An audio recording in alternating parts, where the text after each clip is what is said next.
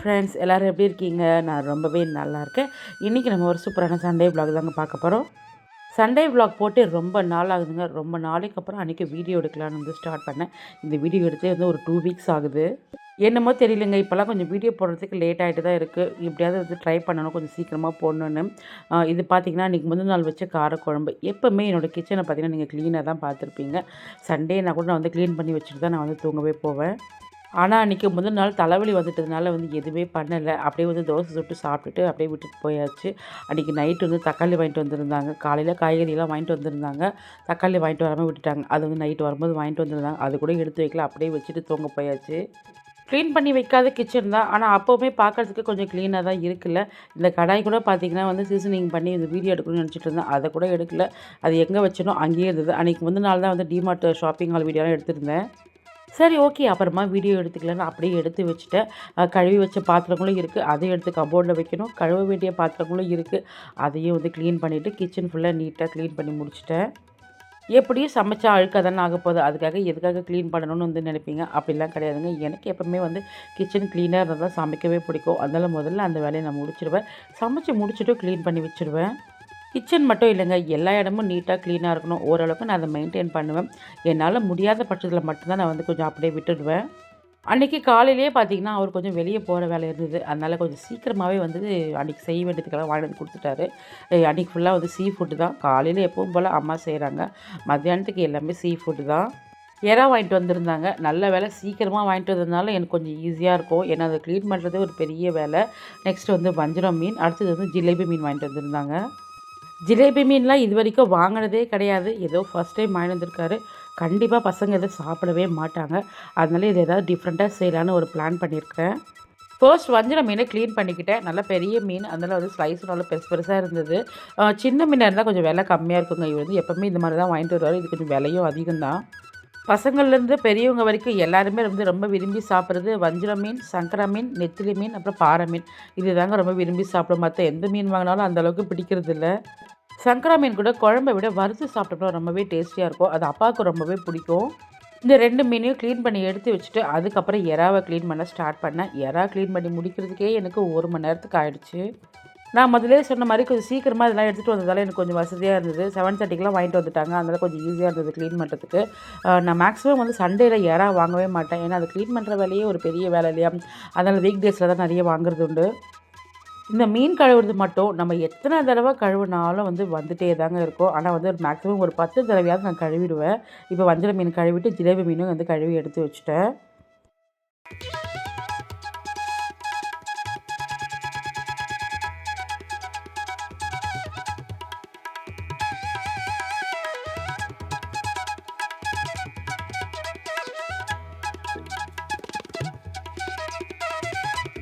இந்த ஜிலேபி மீன் குழம்பும்போது என்னடா பண்ணலான்னு யோசிச்சுட்டு இருந்தேன். குழம்பு வச்சிடலாமான்னு நினச்சேன். இந்த பீஸ்லாம் ரொம்ப பெருசு பெருசாக இருந்தது.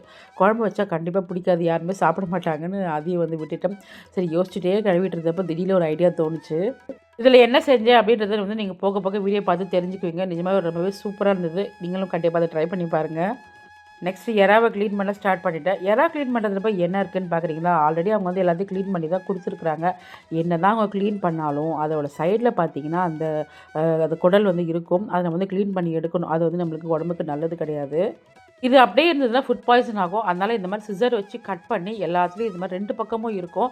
இது மாதிரி வந்து எடுக்கணும். ஒன்று ஒன்றா எடுக்கிறதுக்கே வந்து இது ஒரு 1 ஹவர் ஆகிடும் கண்டிப்பாக. சிசர் வச்சு கட் பண்ணுறதுனால ஷேப்பும் மாறிடும் தான். ஆனால் இருந்தாலுமே இது க்ளீன் பண்ணி செய்கிறது தான் ரொம்பவே நல்லது. கொஞ்சம் க்ளீன் பண்ணும்போது தான் வந்து நின்றுட்டே க்ளீன் பண்ணிட்டுருந்தேன். அப்புறம் பார்த்தா ரொம்ப நேரம் ஆகிற மாதிரி இருந்தது. அதுக்கப்புறம் கீழே உட்காந்து க்ளீன் பண்ணிகிட்டு இருந்தேன். கொஞ்சம் பெரிய பெரிய எறா வந்தால் கொஞ்சம் ஈஸியாக இருக்கும் கட் பண்ணி எடுக்கிறதுக்கு. ரொம்ப குட்டியாக இருந்தால் தான் கஷ்டமாக இருக்கும். இது கொஞ்சம் பெருசாக இருந்ததுனால கொஞ்சம் ஈஸியாக தான் இருந்தது. அம்மா க்ளீன் பண்ணுறதுக்கு வரட்டுமான்னு கேட்டேங்க. இல்லை வேண்டாம்மா, நானே பண்ணிக்கிறேன்னு சொல்லிட்டேன். ஏன்னா பிரேக்ஃபாஸ்ட் வந்து அவங்க தான் ரெடி பண்ணிகிட்ருக்காங்க. நீங்கள் சண்டே அன்றைக்கி என்னன்னா செய்யுங்க, ஓடுறது தாவறது பறக்கிறது என்ன வேணாலும் செய்யுங்க. காலையில் எனக்கு இட்லிக்கு மட்டன் குழம்பு இருக்கணும்னு அப்பாவோட ஆர்டர். அதனால் வந்து வாரம் வந்து கண்டிப்பாக அதை செஞ்சுருவாங்க. அது என்னமோ தெரியலங்க, அதுதான் அவருக்கு பிடிக்குது. மத்தியானத்துக்கு கூட எனக்கு எதுவுமே வேண்டாம், ரைஸ்க்கு எனக்கு அந்த குழம்பே வச்சுருங்க அப்படின்னு சொல்லுவார். அப்படியே அந்த குழம்பு இல்லைன்னா கூட ரசம் சாதம் இல்லைன்னா சாம்பார் சாதமே போதும், எனக்கு எதுவுமே வேண்டான்னுடுவார். அவருக்கு விருப்பம் இருந்தால் என்னைக்காவது சாப்பிட்ணுன்னு தோணுச்சுன்னா மட்டும்தான் அவர் சாப்பிடுவார். அது கூட வந்து மீன் குழம்பு இல்லைன்னா வந்து மீன் வறுவல், இதுதான் அவர் சாப்பிடுவார். ஒரு வழியாக ரொம்ப நேரம் போராட்டத்துக்கு அப்புறம் எல்லாத்தையும் க்ளீன் பண்ணி முடிச்சுட்டேன். இப்போ இது எல்லாத்துக்கும் தனித்தனியாக மசாலா போட்டு எடுத்து வைக்கணும். ஃபர்ஸ்ட் வஞ்சர மீனுக்கு தான் மசாலா போட்டிருக்கேன். மிக்ஸி ஜாரில் புதினா, கொத்தமல்லி, சின்ன வெங்காயம், இஞ்சி, பூண்டு இதெல்லாம் சேர்த்து, பச்சை மிளகாய் இதெல்லாம் சேர்த்து நைஸாக அரைச்சி எடுத்துக்கிட்டேன். இந்த அரைச்ச மசாலா கூட மிளகாய்த்தூள், தனியாத்தூள், கரம் மசாலா, கார்ன்ஃப்ளவர், அரிசி மாவு, ஒரு லெமனோட ஜூஸு, நெக்ஸ்ட் வந்து ஒரு முட்டை, தேவையான உப்பு, அப்புறம் கொஞ்சமாக தண்ணியும் சேர்த்து நல்லா இதை வந்து மிக்ஸ் பண்ணி எடுத்துக்கிட்டேன். இதில் புதினா, கொத்தமல்லி, பச்சை மிளகாலாம் அரைச்சி சேர்த்ததுனால டேஸ்ட் ரொம்பவே நல்லாயிருக்கும். இதில் மிளகாய்த்தூள்லாம் எதுவுமே சேர்க்காம வெறும் கரம் மசாலா மட்டும் போட்டு காரத்துக்கு பச்சை மிளகா, மிளகு அது மட்டும் சேர்த்துட்டு புதினா, கொத்தமல்லி, கருவேப்பிலை இதெல்லாம் சேர்த்து அரைச்சி செஞ்சோம்னா அதுவுமே ரொம்ப நல்லாயிருக்கும். அந்த ரெசிபி நான் ஏற்கனவே நம்ம சேனலில் போட்டிருக்கிறேன். அது வந்து க்ரீன் மசாலா ஃபிஷ் ஃப்ரை அதோட டேஸ்ட்டே வேறு மாதிரி இருக்கும். அது கூட வெங்காயம் வச்சு சாப்பிட்டோம்னா அவ்வளோ டேஸ்ட்டாக இருக்கும். வஞ்சர மீன் மசாலா போட்டு எடுத்து வச்சுட்டேன். அதே பாத்திரத்துலேயே வந்து கொஞ்சம் மசாலா இருந்தது. கூடவே கொஞ்சம் மிளகாய்த்தூள், தனியாத்தூள், கரம் மசாலா, ஒரு லெமனோட ஜூஸு இது மட்டும் சேர்த்து தேவையான உப்பு இது மட்டும் சேர்த்து நல்லா மிக்ஸ் பண்ணிக்கிட்டேன். இதில் அரிசி மாவு, கார்ன்ஃப்ளவர் மாவோ இல்லை இஞ்சி பூண்டு பேஸ்ட் எதுவுமே சேர்க்கல. வெறும் மிளகாய்த்தூள் மசாலா மட்டும்தான். இதில் ஜிலேபி மீனை நல்லா மிக்ஸ் பண்ணி எடுத்து வச்சுட்டேன். இதை இதில் ஒரு ரெசிபி செய்ய போகிறேன்னு சொன்னேன் இல்லையா, அதுக்காக வந்து இந்த மாதிரி மசாலா போட்டு இதை எடுத்து வச்சுட்டேன்.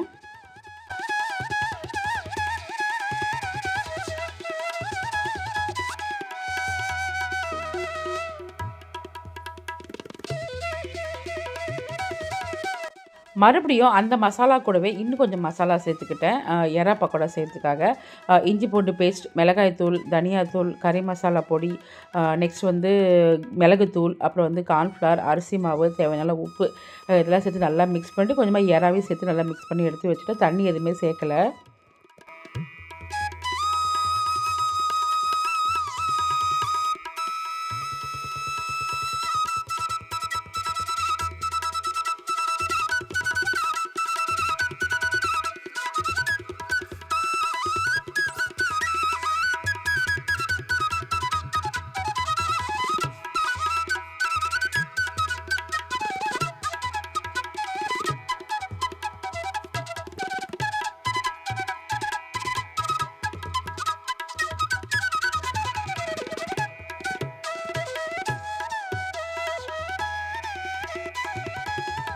எறா கொஞ்சம் நிறைய தான் இருந்தது. மொத்தமாக வந்து எறா தொக்கே பண்ணிட்டோம்னா வந்து பசங்களுக்கு வந்து அந்த அளவுக்கு எறா தொக்கு விரும்பி சாப்பிட மாட்டாங்க. சாப்பிடுவாங்க, விரும்பி சாப்பிட மாட்டாங்க. அதனால் வந்து அவங்களுக்காக கொஞ்சமாக பக்கோடா போட்டு கொடுக்கலான்னு வந்து இதை மிக்ஸ் பண்ணி எடுத்து வச்சுட்டேன்.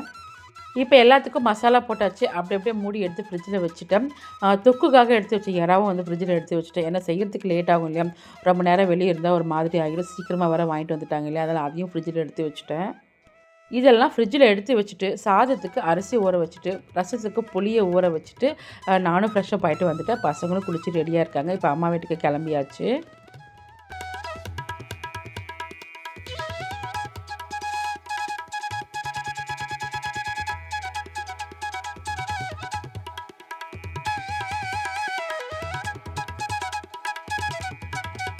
அம்மா வீட்டுக்கு போனவுடனே சுட சுட இட்லி, மட்டன் குழம்பு வச்சு சாப்பிட்டாச்சு. சாப்பிட்டு நான் கொஞ்ச நேரம் உட்காந்து பேசிகிட்டு இருந்தேன்.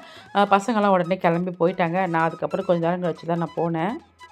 ஏன்னா எல்லாத்தையும் ரெடி பண்ணி வச்சுட்டு வந்துட்டோம். கொஞ்ச நேரம் ரெஸ்ட் எடுத்த மாதிரியும் ஆச்சு, பேசிகிட்டு இருந்த மாதிரியும் ஆச்சு. நான் கொஞ்ச நேரம் உட்காந்து பேசிட்டு தான் வந்தேன். அதுக்கப்புறம் வந்து டக்கு டக்குன்னு சமையல் வேலையை ஸ்டார்ட் பண்ணிட்டேன்.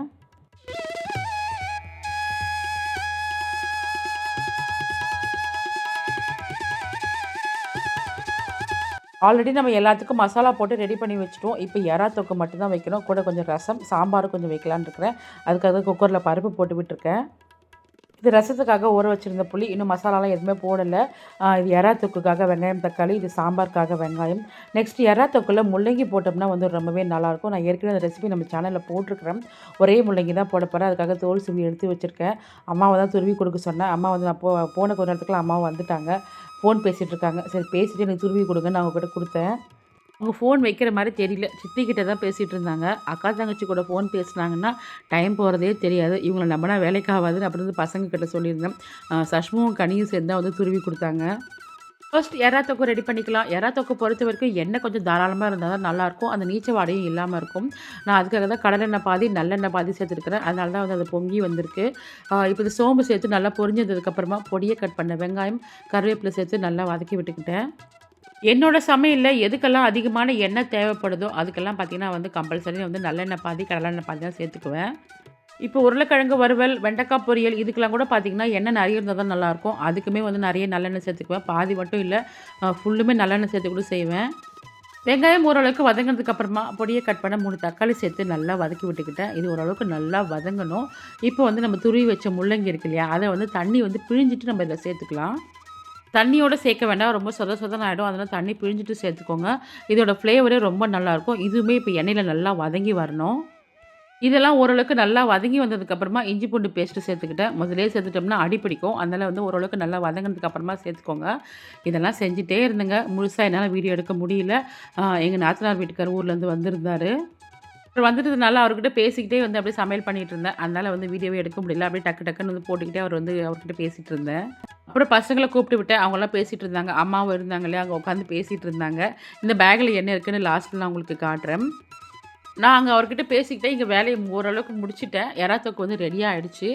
இதில் வந்து மிளகாத்தூள், மஞ்சள்தூள், கரம் மசாலா, உப்பு இதெல்லாம் சேர்த்து நல்லா வதக்கிட்டு எறாவும் போட்டு நல்லா வேக விட்டுக்கிட்டேன். தண்ணி எதுவுமே சேர்க்கல. அப்படியே வந்து மூடி போட்டு தான் வேக வச்சேன். இப்போ கொத்தமல்லி தூவி இறக்கிட்டோம்னா சூப்பரான எறா தொக்கு ரெடி. நான் இன்னொரு நாள் செய்யும்போது கண்டிப்பாக ஃபுல் ரெசிப்பை நான் உங்களுக்கு போடுறேன். ரொம்பவே டேஸ்ட்டாக இருக்கும். நம்ம முள்ளங்கி சேர்த்துருக்குறோம் இல்லையா, டேஸ்ட்டு ரொம்பவே நல்லாயிருக்கும். சாம்பாரும் தாளித்து விட்டுட்டேன். நெக்ஸ்ட்டு வந்து ஜிலேபி மீன் வந்து வறுத்துக்கிட்டேன். சாதமும் வடிச்சாச்சு, ரசமும் தாளிச்சுட்டேன். டக்கு டக்குன்னு அந்த வேலைகளை முடிச்சுட்டேன். இப்போ இந்த ஜிலேபி மீன் வச்சு என்ன செய்ய போகிறேன்னு பார்த்தீங்கன்னா, அதுக்கு ஒரு கடாயில் 4 ஸ்பூன் எண்ணெய் விட்டுட்டு கொஞ்சமாக சோம்பு சேர்த்து அது நல்லா பொரிஞ்சு வந்ததுக்கப்புறமா பொடியை கட் பண்ண வெங்காயம், பச்சை மிளகா, கருவேப்பிலை சேர்த்து நல்லா வதக்கி விட்டுக்கிட்டேன்.